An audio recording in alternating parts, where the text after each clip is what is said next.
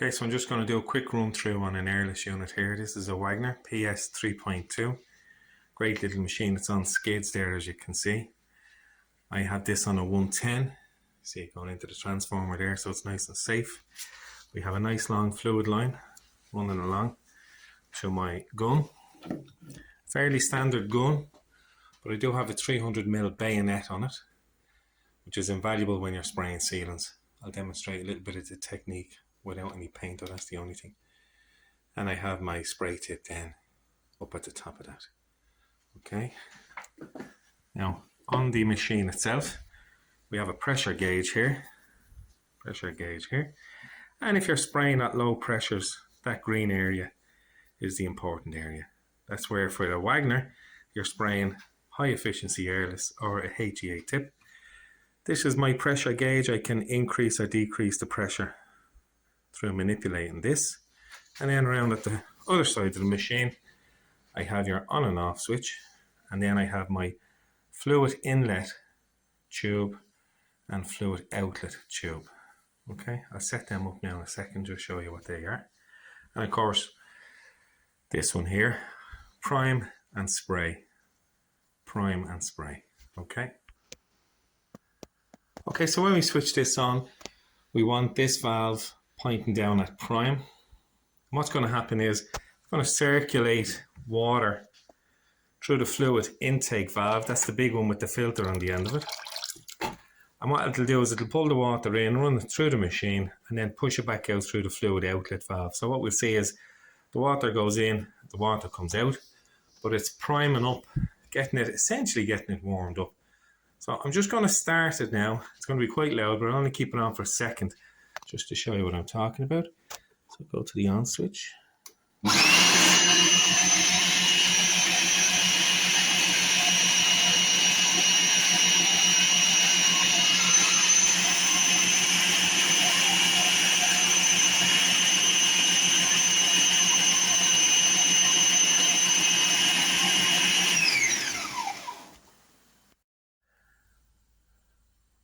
So when we're spraying, we'll prime the machine by doing something like that, running the material through it. Let it run for, I'd normally let it run for a minute or two and just make sure it's nice and warm. Switch the machine off.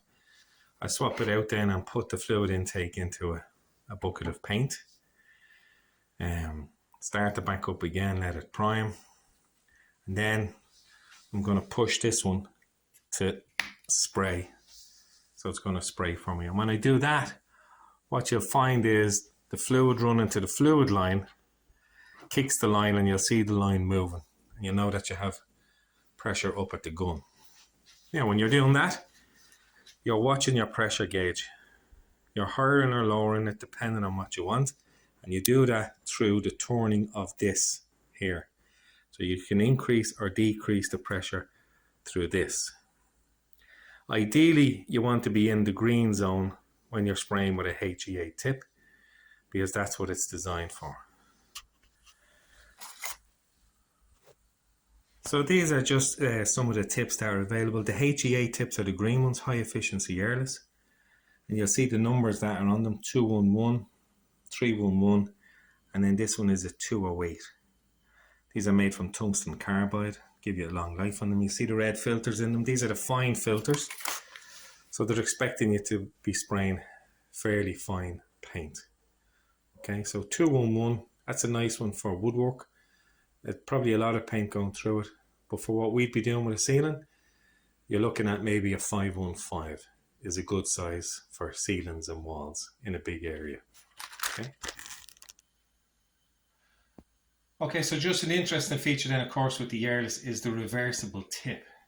And what happens is it can get clogged very easily.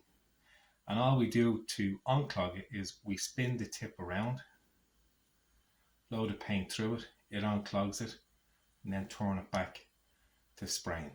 Okay, it tends to happen a lot when you're using a bayonet.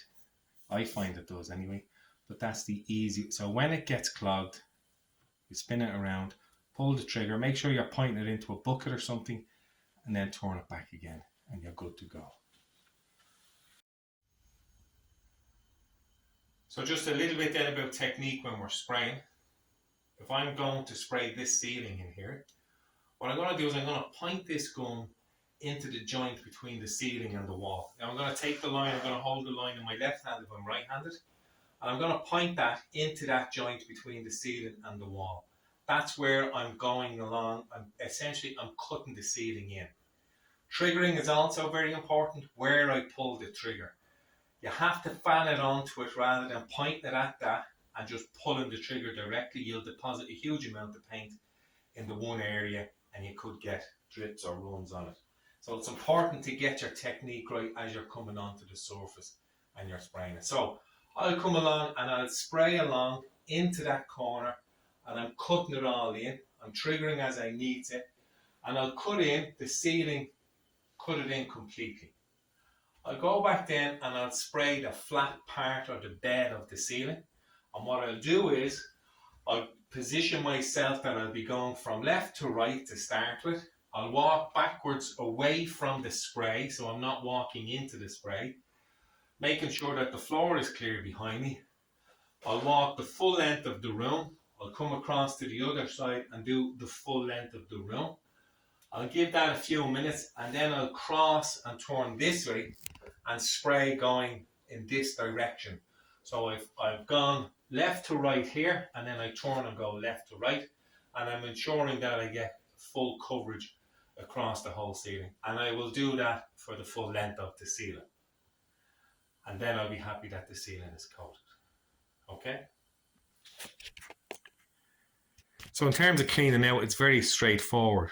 When you're finished with it, swap out your paint for water, and what you do is you let the water run through the fluid inlet, take the fluid outlet and put that into a bucket of water. So what's happening is, so once you're finished painting and you're cleaning it out, it's very straightforward. Swap out your bucket of paint for the bucket of water. So you're putting this into a bucket of water, and the plan here now is to clean out the system. There'll be a huge amount of paint still left in it, still running through the fluid hose. So what you do is you take the fluid outlet tube and you put that into a bucket of paint.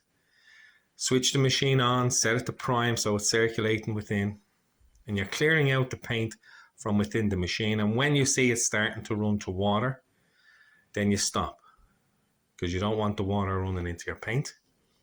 Put it back in again, run it again, this time set it to spray, and if you like, you can put your gun directly into a bucket of paint and clear the line of paint. And you'll actually feel when the water starts coming through your gun, there's a different feel to the kick off the gun. And once you've got to that point, you're just basically running water through it repeatedly. And you'll want to get it nice and clean, run several buckets of water through it. What I tend to do is use another bucket, put a towel over it, put the gun into it and spray the water into that and use it like that, rather than just simply spraying it into the atmosphere. Roll up everything, make sure everything is clean, and away you go. So just a little bit on masking materials. We have all of these things here which are fantastic when it comes to masking up, and they come in different sizes, and it'll say the size on it. 550 mils, that's the width of it, by 33 meters long when you open it out. It comes with the masking tape on the edge of it. I'll show you that now in a second, which makes it handy when you're applying it. Now, of course, you can get your standard plastic like so, just a polythene dust sheet type of thing. It folds out to many times its width, and this can be useful when you're covering over different bits and pieces. Okay, and we do have as well, we have the old paper stuff as well. It's not old, but it's not used that much now. And you have the different types of masking tape. So if you're masking up something like a door, whatever it is that you're masking up, these make it very handy. As I said, they have the masking tape on the top of it. So as you're unrolling it, let's say I'm masking up that door, that's sticking to that. Or whatever it is that you're masking up to, that's sticking to it. At some point, you can come along and cut it. Now there are some masking devices that have like a guillotine in on it that you can snap it and it'll cut it. Very useful as well. And then these rolls of plastic basically come out and fold out. Of course, the only drawback is that these are disposable. We haven't yet found a way to reuse these. They tend to get destroyed once you start spraying, and they usually end up in the bin. So it is something that we could do, but maybe looking at it. You can see how much that's folded down, the length of that. So if I'm masking up windows or doors, this makes it very easy in terms of setting up and getting it up and going. Okay? And there's a whole range of these available in terms of sizes, widths, lengths, etc. Okay?